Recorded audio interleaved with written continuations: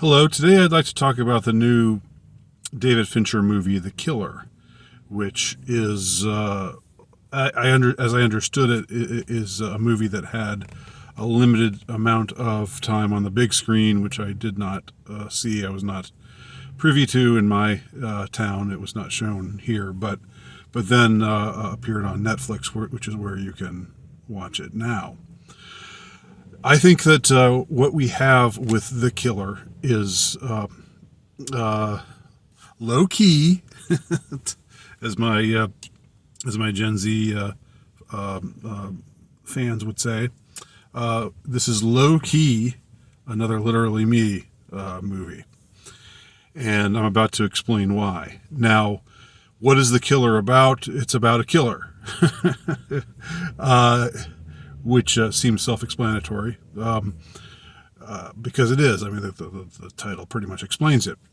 He's an assassin who has had a lot of experience, who's very well trained, who's very habituated, very callous, very cynical, cold as ice, ice water in his veins, a badass, all those things that you'd expect him to be. But he's somebody who is strangely relatable, because he has these little quirks, where the things that he does to pass the time. He says, sometimes being bored is like the worst thing about this job. And we're hearing everything from this internal monologue, which continues throughout the film, which is very engaging, and this is mainly where I think the literally me-ness of the character shines through. He has all of these bon mots that he pronounces, and numerous ones that stand out. He makes reference to the famous "Do what thou wilt shall be the whole of the law" line, that famous or infamous line. But then talks about how he can't remember who said it, which is kind of funny. Its actual author may be laughing in hell as he hears that, or maybe groaning and crying and screaming in fury in hell as he hears as he hears that. It's just amusing to think either one way or the other, to think of his response to it.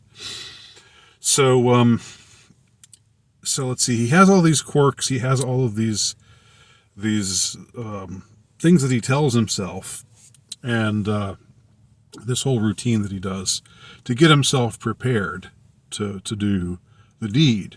And even now, after all this time, after he's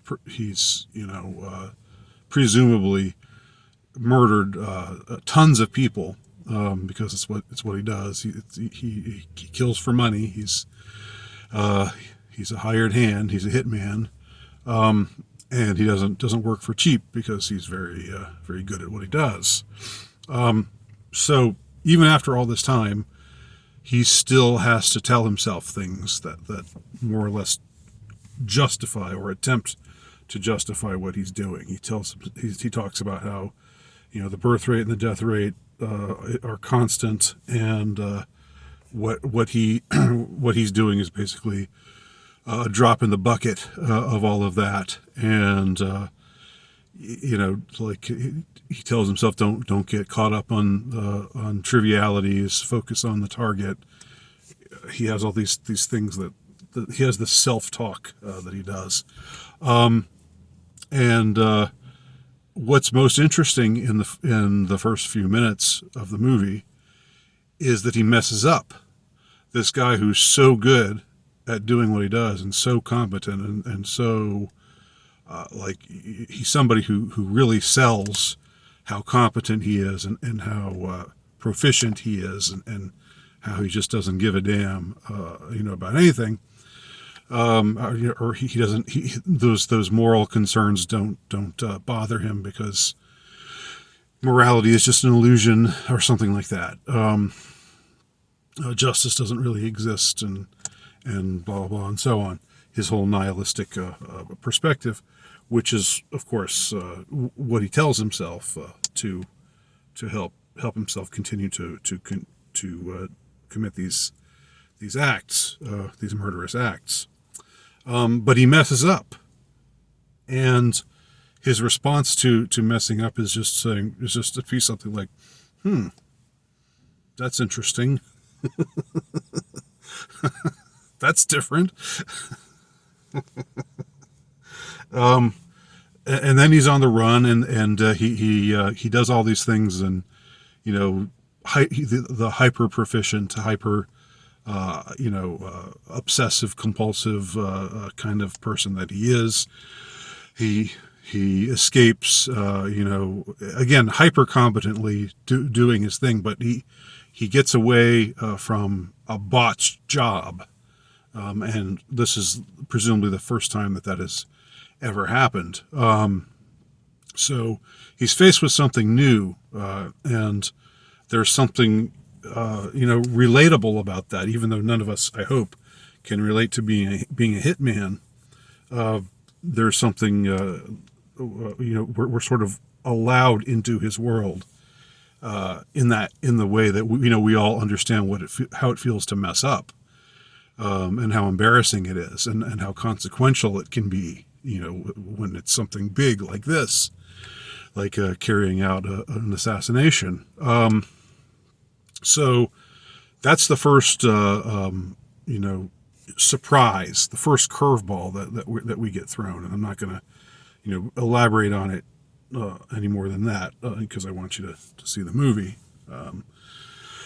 So this is actually not going to contain spoilers, unlike most of my reviews, because I do want you to see the movie. I do think it's worth seeing.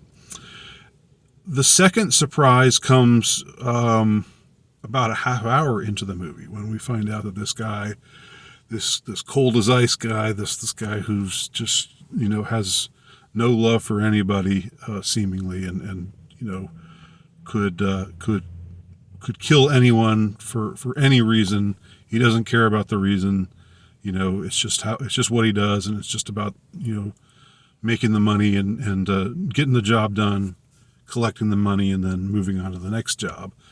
We find out that he's actually got someone in his life whom he loves, a woman. And yes, I for a moment, before it gets revealed that it's a woman, I was thinking to myself, oh God, are they going to make him gay? Because there's this, how do I explain this? There's like a couple of minutes where we know that it's about somebody, but we don't know who it is. Somebody that he's close to, who was harmed, but we don't know who it is. And it's like they hold out, they prolong this moment. And I was thinking, God, David Fincher, are you gonna fucking do that to me? And I think he's like playing with your expectation, because it's not immediately revealed. It takes a minute, but then you see that it is indeed a woman, and you're like, oh, thank God. That didn't go in that direction, unlike every other goddamn movie these days. So, so yes. And the character is pretty based. That brings me to another thing. Not only is he heterosexual, but he says things like JWBD. What would John Wilkes Booth do?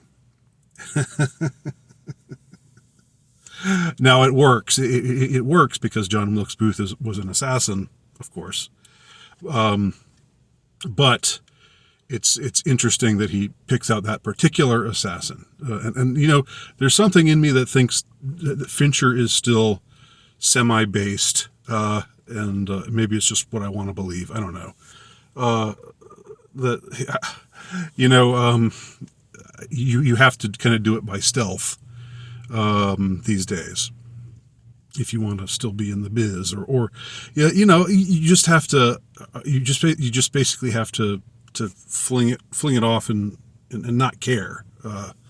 And this is like a moment like that. Like he could have chosen any assassin, but instead he mentions, a pro-Southern assassin of Abraham Lincoln, which is interesting.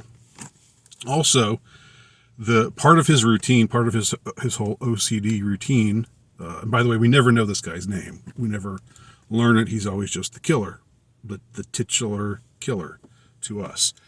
But part of his routine is listening to the Smiths, and we all know, the kind of resonance that the Smiths has today, particularly Morrissey. So another sort of, it's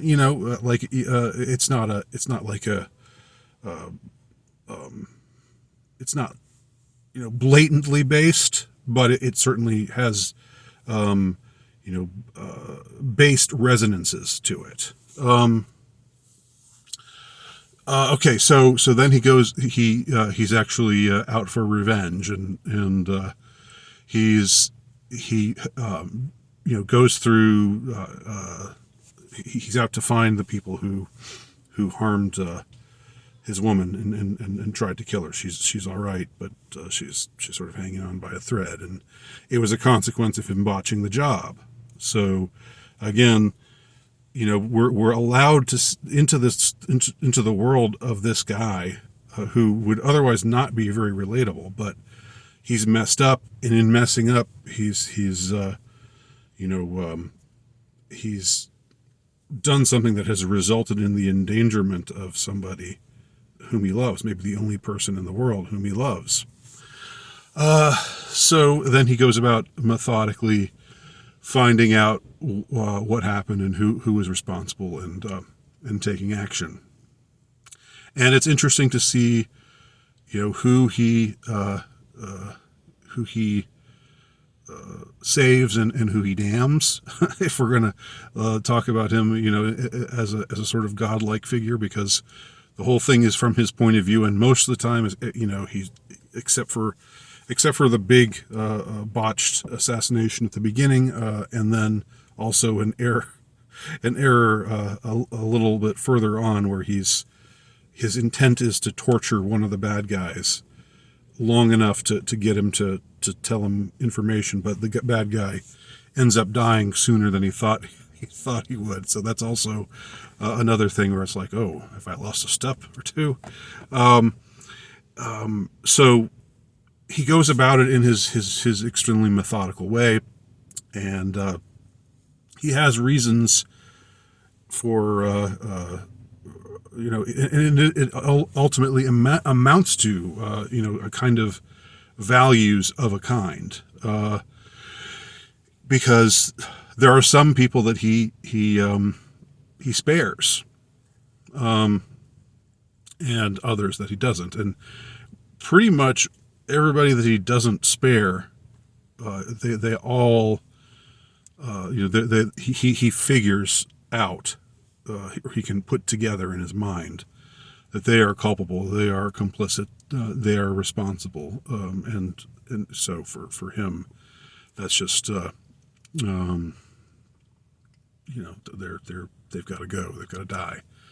And when he dispatches of them, it's very unceremoniously, it's almost anticlimactic. You're kind of waiting for it to happen, but when it happens, it's always it's always kind of surprising.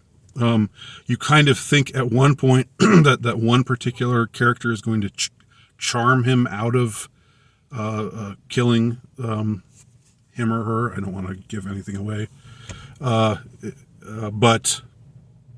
then that doesn't turn out to be the case. But he does laugh at this person's joke, and so you think to yourself, God, is he going soft? Is this person going to trick him? Is he gonna and that adds some tension to what's going on, because we've already seen that he's fallible, right? Even though he's incredibly efficient, he's also somebody who can mess things up. And then one character he spares but not really because he thinks he's not worthy of death, but because he has a certain practical reason for doing it. So it's all very entertaining, and even though it's not exactly deep, and it's not Fight Club level David Fincher. It's not Seven or The Game level, or even Gone Girl level David Fincher. It's not among it's not his best, but it does seem to me to represent a kind of return to form for him. I don't know. I wasn't crazy about Mank, and I don't know what he did before that, but it just seems like it's a while since we've seen anything that he's done, and it reaffirms him as an auteur. But watch it and see if you agree that this is we've got another Literally Me on our hands. And leave your comments below. Thanks for watching.